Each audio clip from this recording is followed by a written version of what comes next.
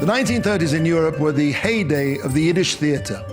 Now, the Yiddish theater wasn't exactly known for being a champion of Torah values, and one day a yeshiva student came running back to the Briskerov, the rabbi of Brisk, to report one of the plays that they'd put on.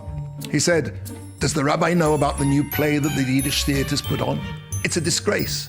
They've taken the Torah portion of Shoftim, where there's a scene where the Jewish army is about to go out to war, and one of the actors stands up, quoting the Torah, says, 'Who is the man who has built a new house and not inaugurated it? Let him go home and return to his house, lest he die in the war, and another man will inaugurate it.'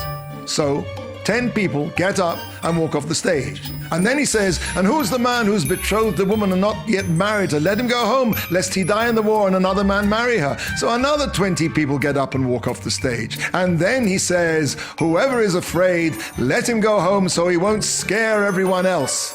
So now, everyone else leaves the stage, except 2 actors who are playing the 2 Torah giants, the Vilna Gaon and the Shagas Arya.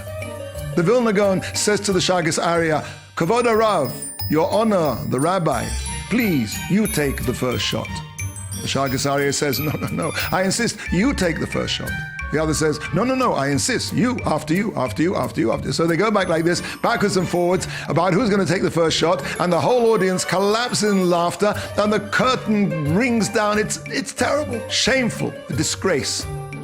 'Rabbi, you have to put a stop to this.' The Briskerov said, 'Well, what's wrong with that?' The student's jaw dropped. He gazed at the rabbi dumbfounded. The Briskerov said to him, 'There's nothing wrong with what they did. They just forgot the last scene.' 'What last scene?' 'The last scene is where the Vilna Gaon and the Shagas Arya win the war. On June the 5th, 1967, the Israel Defense Forces initiated Operation Focus, a coordinated air attack on Egypt. That morning, some 200 aircraft took off from Israel, flew west over the Mediterranean, and attacked Egypt from the north. They caught the Egyptians by surprise, bombed 18 different airfields, and eliminated approximately 90% of the Egyptian Air Force as it sat on the ground. The story is told of a general of the U.S. military academy at West Point, who was once asked why their curriculum includes studies of the many different wars throughout the world, but it doesn't include any study of the Six-Day War. The general explained, "At West Point, we're concerned with studying military strategy and tactics, not miracles."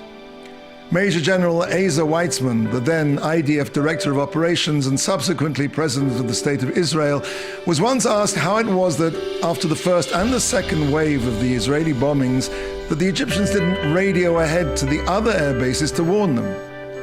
Mr. Weitzman was silent for a moment, and then, lifting his hand to the heavens, he quoted from the Torah, "Etzba Elokimhu." It was the finger of God. The strength of the Jewish people is not in our numbers nor in our military might. The Torah calls us the smallest of the nations.